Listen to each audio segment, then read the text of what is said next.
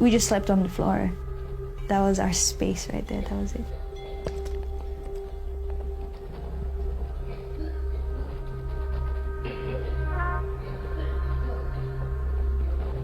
Some were desperate. All were desperate.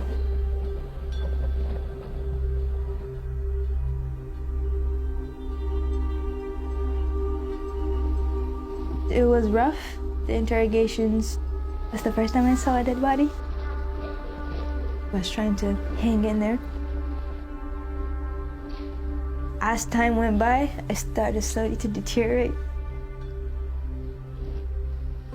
The only thing that helped me was to avoid thinking about anything and everything. Just take it a day at a time. Because if you stop to think, it's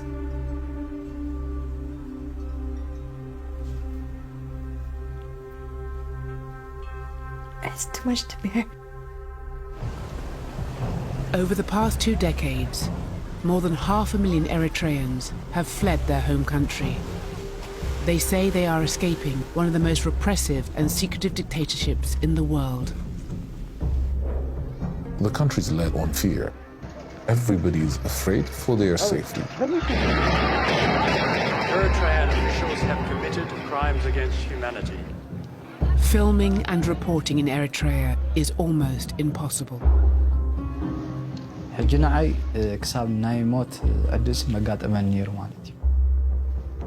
But for more than 5 years, we've been gathering secretly shot footage from inside the country and interviewing people who've escaped. People are angry. In every district, in every zone, in every area, there is a prison. تمسكير تفلت ألوه كسان أجي عاجي دلو أيتلان تلان دلو دومت أسيبنا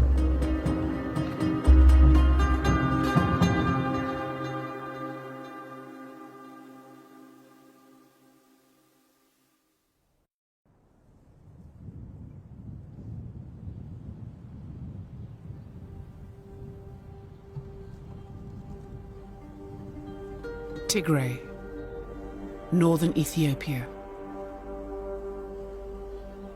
Our investigation began here in the winter of 2016.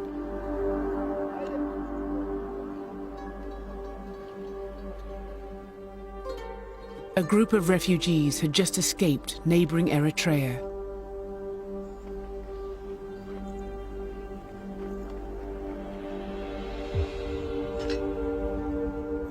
They were part of a mass exodus. 500,000 and counting.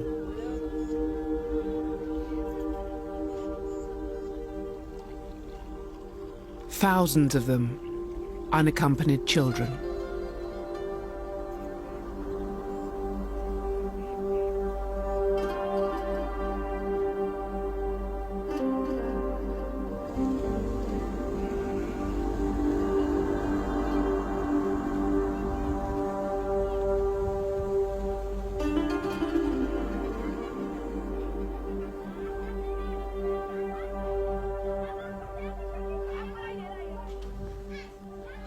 بس حاجة فنجز اللو إنا خامتنا نيرنا نحنا نبز طريق نسجرنا نحسب نيرنا تفنج خمزلو بزح يذكرنا ينقن خمزلو نفلت نيرنا نحنا وتهدر طريق يرينا إنا نقول نيرنا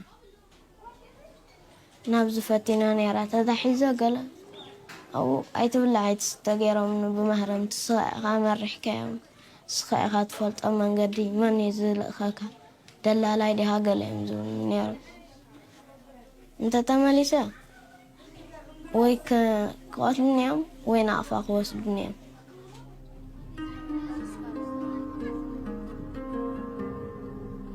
The children told us they were fleeing repression, imprisonment, and forced conscription into the Eritrean military.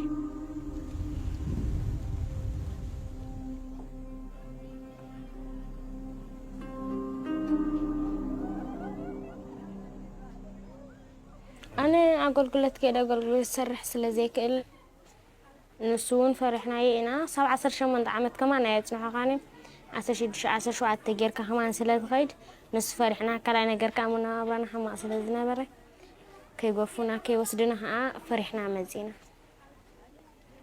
بيرترى هوتنا حما كمان تيل كان كل سبنا بس لازم تنكبه عن لعل الزهون وكهرمها خاصة أي خان بروح عن تنجرا بيرترى صبنا جريلا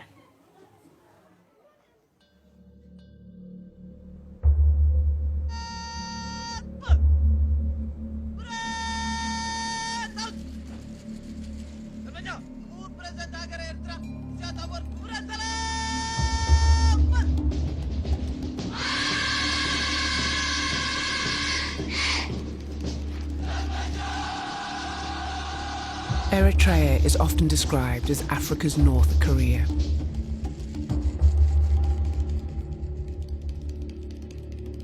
It's been ruled by one man, Isaias Afwerki, since 1991, when it won a war of independence from Ethiopia.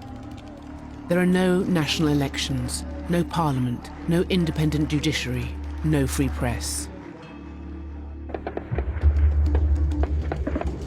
Amid ongoing conflict with Ethiopia, the president imposed mandatory national service for all Eritreans.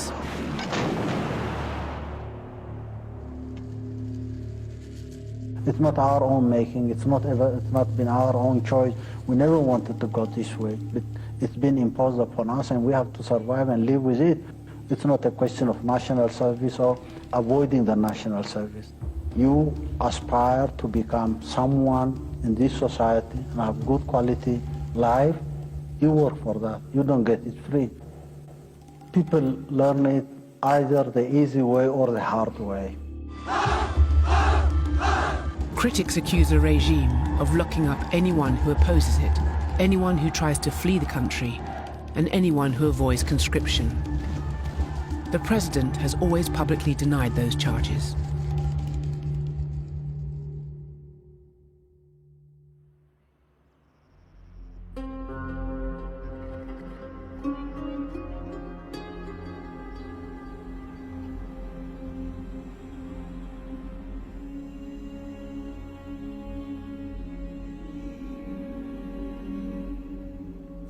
خريقة خلنا نابزين خبدك هنا وعكي جن تسفى يقرزني هذا مع التخوتي له يحسني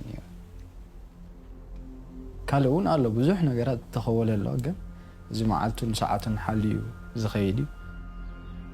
In a safe house in Ethiopia's capital, we met a man named Michael. He just escaped from Eritrea and smuggled out something remarkable. Secretly shot footage from inside one of the country's military-run prisons. الناس زمصاهو مخنياسي بقى هذا ጭብጥ መራገጽ ናይት ስርዓት ማለት እዩ ትመንእሰይ እቲ ህዝቢ ጭቆን ከም ዘሎ ብዙሕ ግፍዕታት ኣብ ህዝቢ ኤርትራ ወርድ ከም ዘሎ ንምርጋጽ ማለት እዩ ንሽይ ካብ ብዙሕ ነገር ካብ ባሕርስ ብጭልፋ ማለት እዩ እትናትና ዘራርባ هو حجي أنا زي فقدني زي كونكو دحنت ناي سدرابيت نايت خالق مالتي مهنياتو تسرعت نت حنا بقى كم زي هنا نت زولوس نمد خام تراي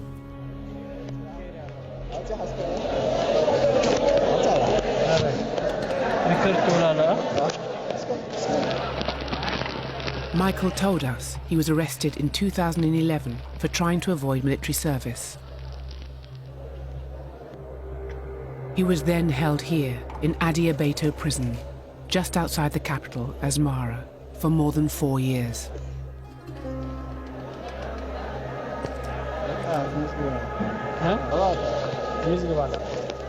He said a sympathetic guard helped him smuggle in a small camera.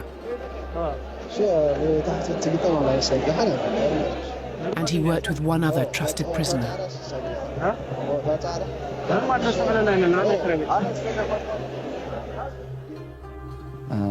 بز تحت جوبا تيالخو هابز مالتي جوبا لوتي جاكيت اوشتي قدر لا تاتا جوبا مالتي جاكيت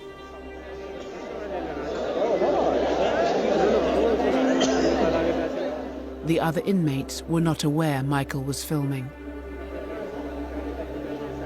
هو عجي زي نجارزي تتحيز تزخون ردو نجاري مالت بزربة تزاريبهم كمان سي لعلى أسرع عمل دقورو تأصروا له كالوت بزح نجارات له حجنا عي كساب ناي موت عدس مقات أمانير مالتي.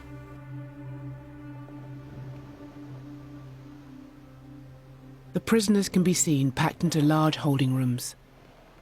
According to Michael, they can be held like this for years without trial. أبزل على خدش مالتي 4 كاميرا له اللي خدش أسرات كابلو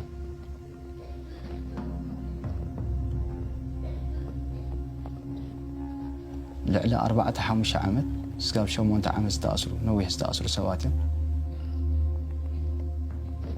كل بيت تسعايط وتسائل دارجا زموت أخوي نسمع كمالتي أقرن رأسن نام مسحت ناي أمور زخدون على وزحت.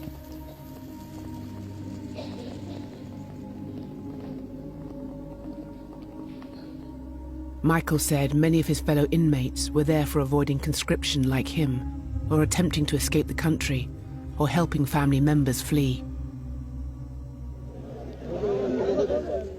كابزة تهدم تعالوا خبيدي قولي مكاين الله خلوت سراويت الله بتقيتون شو تجور خمالتي.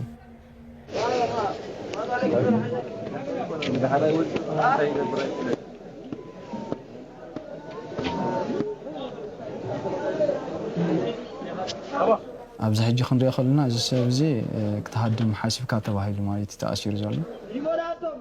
انتي لعسرت سب مالتي عد ماليركم تهار محاسبكم زبل مالتي.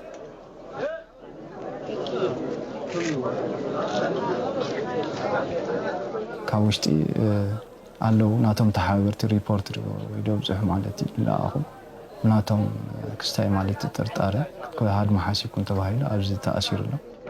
أما جمرتا هاري ماما بتعمي بز سكحك حقا مالتي يهرمي صاروا كسبناي إلكتريك مسلا وغير خال مالتي. Michael was one of more than 30 Eritrean refugees we interviewed over the course of our investigation. For their safety, we agreed to conceal many of their identities. We also reviewed and verified more than 10 hours of secretly shot footage from inside the country. The Eritrean government would not speak to us about what we'd found, other than to say the allegations were astounding and that they'd seen many fabricated stories before. نزيوم أبزي قدي في معنا هدي ميوتي.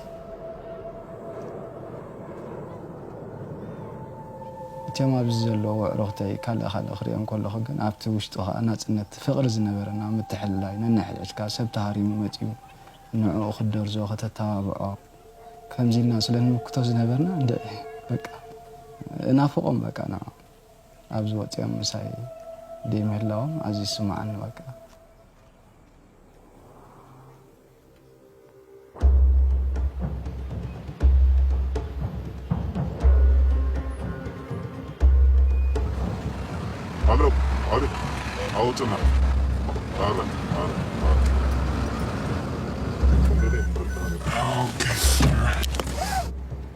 Shortly after meeting Michael, we made contact with a secret group of Eritrean activists.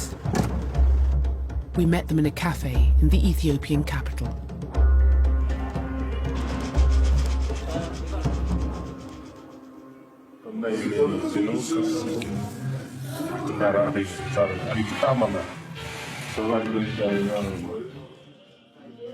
They told us they were in touch with a network of fellow activists in Eritrea who could provide us with more undercover footage from inside the country. They said it was dangerous and would take time. We would have to wait.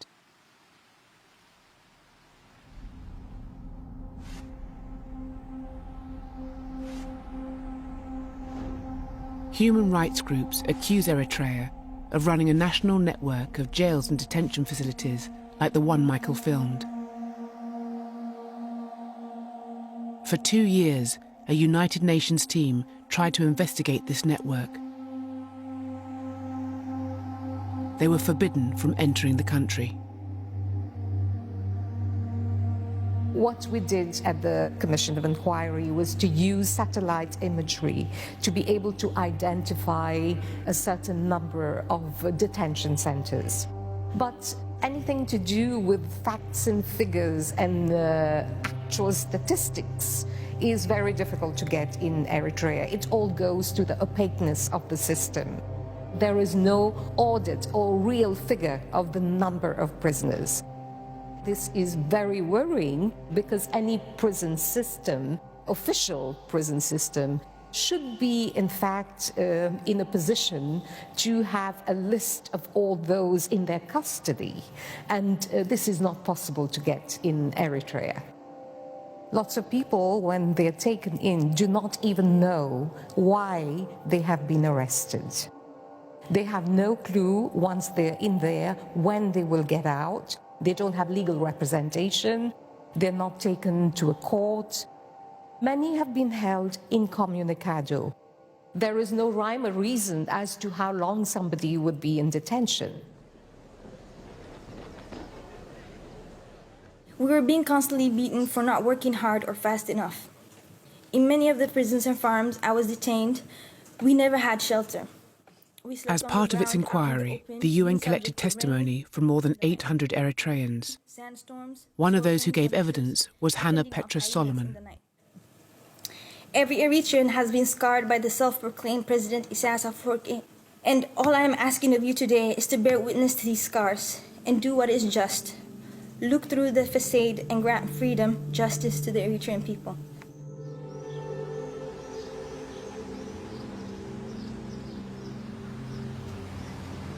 Hannah now lives in the United States. In 2009, she had tried to flee Eritrea to avoid military service. We got caught, and then we were taken to prison. We were interrogated. We were brought in one by one. They would ask us questions. Who do we plan it with? What's the name? Who else knows?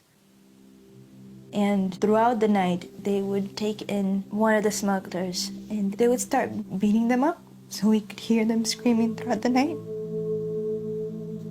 There were a lot of cargo containers, and prisoners were kept in there. One day, someone kept banging, but the guards didn't listen, didn't go over to check. It was in the summer, and it can get really hot in summer. So they kept banging to ask them to let them know, but they completely ignored them because even we could hear them from inside. And then when they opened the door, someone had died in there. This area right here is where Nava Base is. Zoom in. So I remember vividly, we were kept in this hangar right here. It's actually two different spaces. So this space was filled with inmates and you could hear them screaming. This is where they interrogated us, and there was another room. They kept some inmates here. I remember there was one Eritrean smuggler who had burnt skin who was held here. So they would let us out, use the beach over here to defecate or whatever for the morning, and then we would go back to that spot right there. After 9 months in prison, Hannah said she was sent here to Sawa military training base, where all Eritreans start their mandatory national service.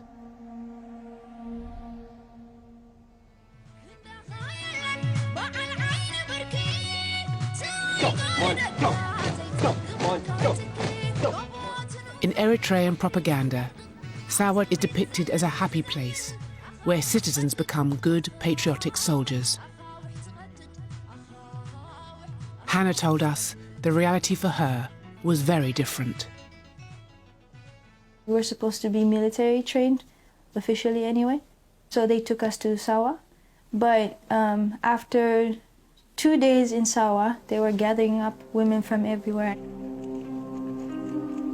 They took us to farms So I went to 3 or 4 different farms just working the fields. We would plant, weed, do a bit of everything. And throughout our work, our guards would make deals with other generals who had farms nearby. So they would take us there, do the work, and take the money, I guess. Throughout our stay in these different farms, there were many women who were either threatened or were asked for sexual favors in exchange for cell phones, a phone call, in exchange for water, in exchange for pads, menstrual pads, for anything. Some were desperate. All were desperate. And I guess when in situations when you didn't have anything and you were kept half starving, those favors were something to consider.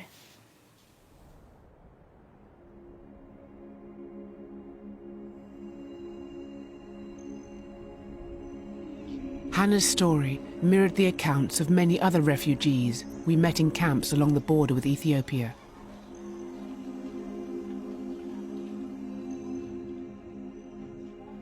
Sarim told us he just recently escaped from Eritrea.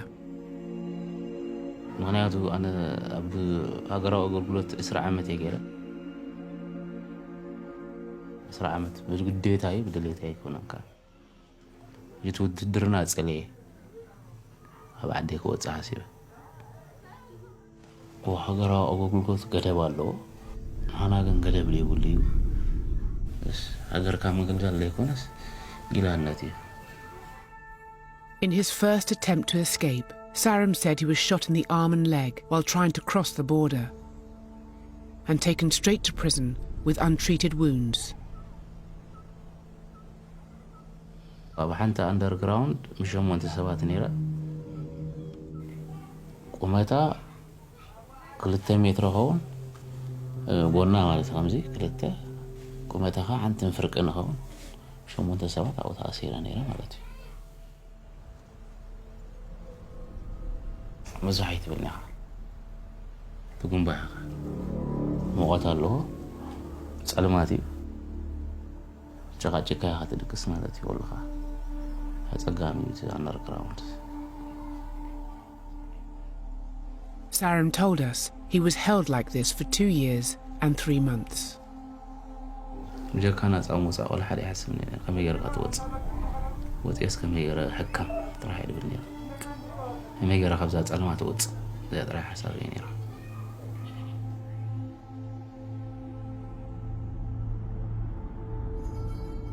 In our interviews with refugees, one prison kept coming up.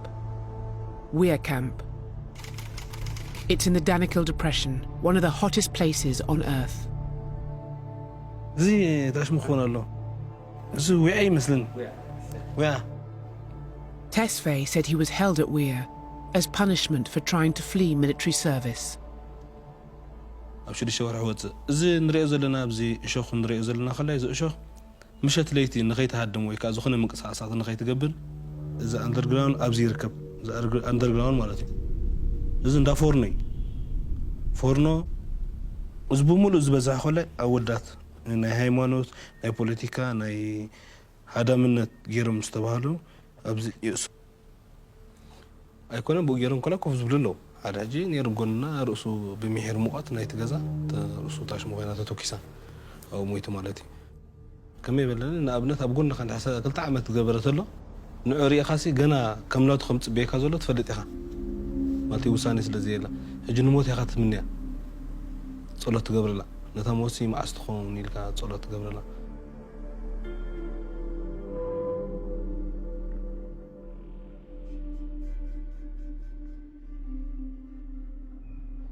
Daniel, a Christian pastor, and Kiros, a soldier, were also detained in Weir prison camp.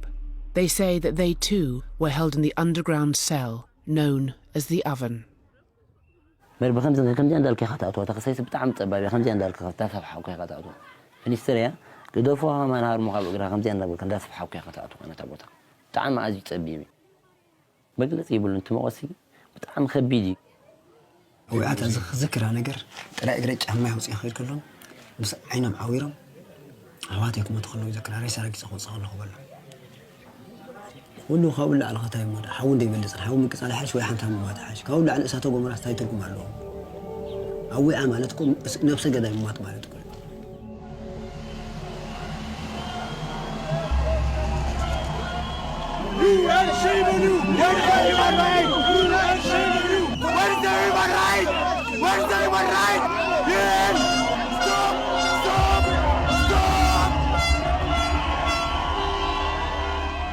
In June 2016, the UN investigators were ready to announce their findings. Hands up, Eritrea!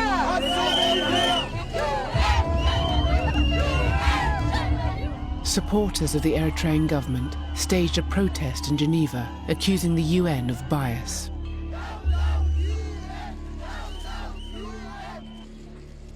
The UN report recommended Eritrea be referred to the International Criminal Court. Eritrean officials have committed crimes against humanity. The crimes of enslavement, imprisonment, enforced disappearance, torture, persecution, rape, murder and other inhumane acts have been committed as part of a widespread and systematic campaign against the civilian population since 1991. The aim of the campaign has been to maintain control over the population and perpetuate the leadership's rule in Eritrea. In response, the Eritrean government said the accusations were politically motivated, groundless, and an unwarranted attack. Stepping way over its mandate, the Commission has made the incredible judgment that the human rights situation in Eritrea constitutes a threat to international peace and security, as a pretext to send yet another African country to the International Criminal Court. The Commission has not presented evidence to support its accusations. It fails to prove that the alleged crimes were indeed persistent, widespread, and systematic.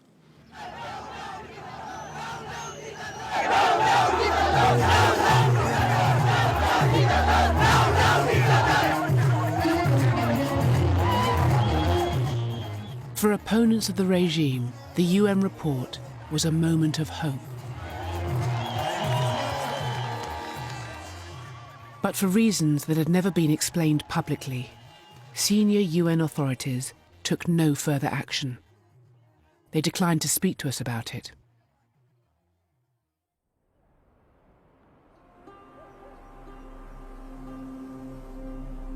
By now, it had been more than a year since we'd made contact with the activists trying to get undercover footage out of Eritrea. We'd received a few clips from them, nothing more.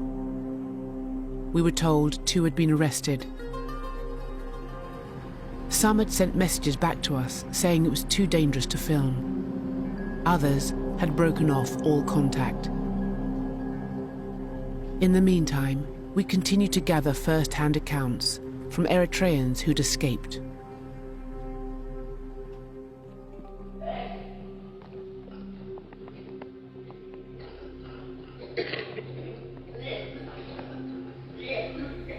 Think about it. You put these people in a physically difficult position for a long period of time. We're not talking about a day or 2 days. This goes for months. They will be delirious. They will be paranoid. They will be depressed. There is a sleep deprivation, which is insomnia. And some people just lose their mind. They were sane and they lose their sanity. Solomon was a doctor in Asmara. This is the hospital, and this is the prisoner's ward, which is outside of the hospital premises. It had, all in all, 24 beds. He told us he regularly treated inmates who had been tortured in Adiabato prison, as well as another military prison, Maisirwa. Somebody would be interrogated and then would sustain severe trauma, inability to move, inability to walk, fractures sometimes. or just loss of consciousness from severe pain. And then we would get patients like that. You could only imagine that this person has been tortured repeatedly. We heard similar accounts of torture from Michael, the former inmate who filmed undercover in Adiabeto prison. He told us that prisoners were interrogated and tortured in a room here, just above the main courtyard. He said that when he was first imprisoned, he was subject to months of brutal interrogation. እዚ እሰር ኣብዚ ተኣቱ ማለት እዩ በዚ ኣትዩ እዚ እንጨይቲ የለካ ይግምጥልኻ ድሓር በትሪ ኣሎ በዚ ሕቆኻ ማዕኮርካ ዝሰለፍካ ከብዲ እግርኻ ማለት እዩ ትህበም ካልእ ኣብዚ ላዕልኻ ኣሎ ኣብ ላዕሊ ትእሰር ማለት እዩ በዚ ሽዑ ከብዲ እግርኻ ትህበም ብታሕቲ ማለት እዩ ጠጠልትሉ ተወሳኺ ኣብዚ ናይ ኤሌክትሪክ እዚ ከዓ ፀልቦካ ኣብዚ ናይ ኤሌክትሪክ በብልካ ኣብዚ ክሳብ 3 ሰዓት ዳሃርሙትካ ሰዓታት ኣሎ ማለት እዩ ሳብ 5 ዓመት እውን ደይተፈርዱ ደይተበሉ ኣለዉ ምርመራ ጥራይ ተደጋጋሚ Everything is very sadistic. It's meant to put people down. It's meant to hurt people, not just physically, but psychologically as well.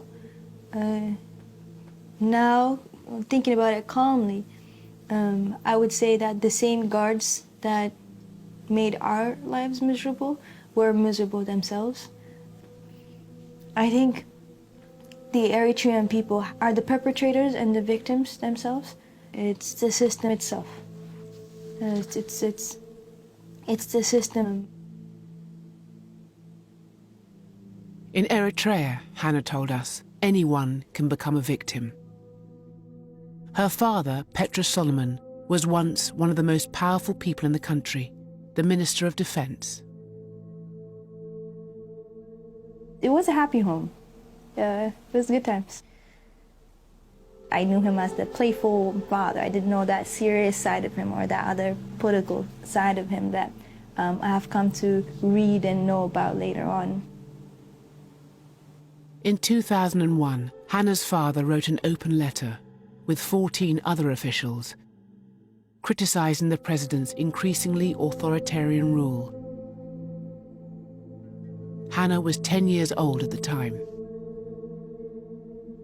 The night before he got arrested, my mom was away, so I was sleeping with my dad. And when he woke up in the morning, he pulled my leg, so I woke up and I'm like, where are you going? He said, I'll be right back. I'm like, you promise? Sure. And that's the last I remember of him.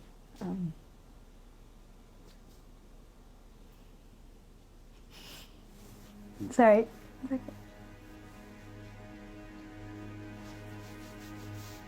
I thought it would be easier by now. He left the house, but the military caught him right outside our door. He disappeared. We just didn't hear from him anymore. President Isaias accused Hannah's father and the others of trying to seize power and had 11 of them arrested. It's thought most of them were imprisoned here at a top security facility called Ira Iro, specially built for high-profile political prisoners. The president went on to shut down the free press and jail many journalists.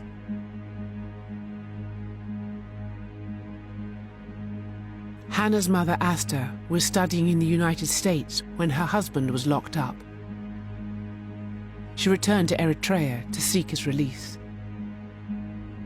We all went to the airport. We waited for her at the airport. We had flowers. And we waited for hours. We waited for 2-3 hours there. And then eventually we went back home and called her friends in the States, and they're like, no, she made it to the plane. She left. And that's when we found out that they had taken her away. Eventually, I think it's someone that got out of prison contacted my grandmother in secret, and they told her, we saw her from afar, she's being kept by herself. but that's about it. No one talks to her. She's not allowed to talk to anyone. We just don't have any clue now as to how she's doing or what's going on. There hasn't been any official response from the government as to the whereabouts of my parents or their well-being. Ever? No.